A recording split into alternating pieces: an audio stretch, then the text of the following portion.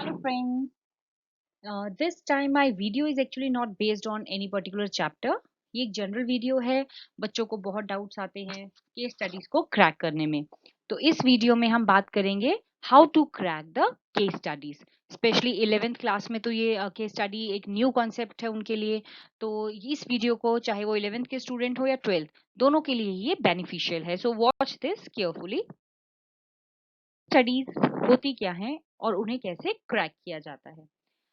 Case studies actually एक situation create कर दी जाएगी और आपको फाइंड आउट करना पड़ेगा, आइडेंटिफाई करना होगा हम किस कॉन्सेप्ट की बात कर रहे हैं या उस केस स्टडी को कैसे सॉल्व करना है। तो जब भी हम केस स्टडी सॉल्व करते हैं, अब जो आजकल जो बोर्ड एग्जाम आते हैं उसमें ज्यादा मैक्सिमम जो है पेपर जो है वो केस स्टडी बेस्ड ही क्वेश्चन आते हैं, एप्लीकेशन बेस्ड क्वेश्चन आते हैं। यहाँ पे आपका जितना भी आपने क्रैम किया है वो काम नहीं आएगा। आपको रट्टाफिकेशन नहीं करनी है, आपको कॉन्सेप्ट को अच्छे से समझना है।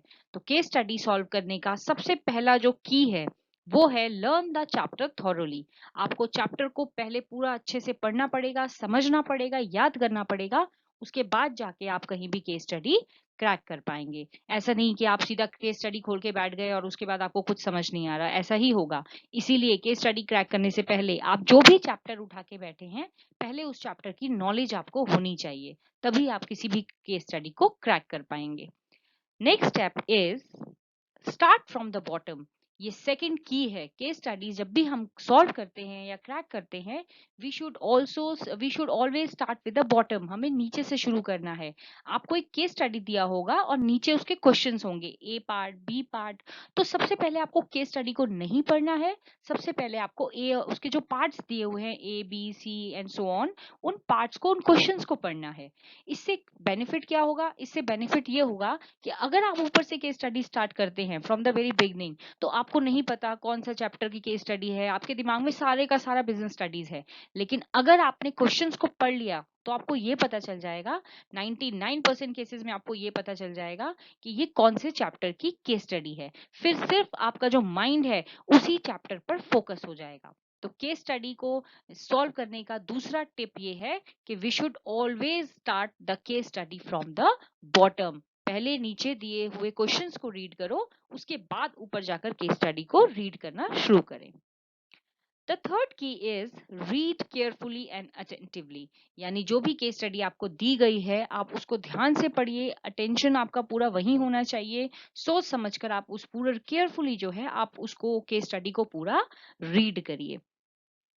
उसके बाद पर्सनलाइज एप्लीकेशन का मतलब है you just put your self in their shoes. इसका मतलब आप सोचो कि वो आपके साथ हो रहा है, you are the manager, you are facing this problem. अब आप वहां होते तो आप क्या करते? यानी पर्सनल अपने आप को जोड़ दो उसके स्टडी से। इससे क्या होगा? आपको बहुत प्रैक्टिकल सॉल्यूशंस मिल जाएंगे उस चीज के।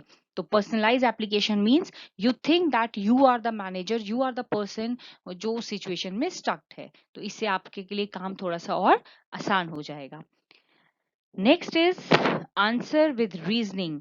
केस स्टडी में जब भी आपको one word answer, identify the concept, ज्यादातर यही पूछा जाता है, आइडेंटिफाई द कॉन्सेप्ट। तो जब भी आप कॉन्सेप्ट को आइडेंटिफाई कर रहे हैं, फॉर एग्जाम्पल ये स्टाफिंग है या फॉर एग्जाम्पल ये 11th का कोई टॉपिक है, तो जब भी आप आइडेंटिफाई करते हैं तो वन वर्ड आंसर नहीं लिखना है।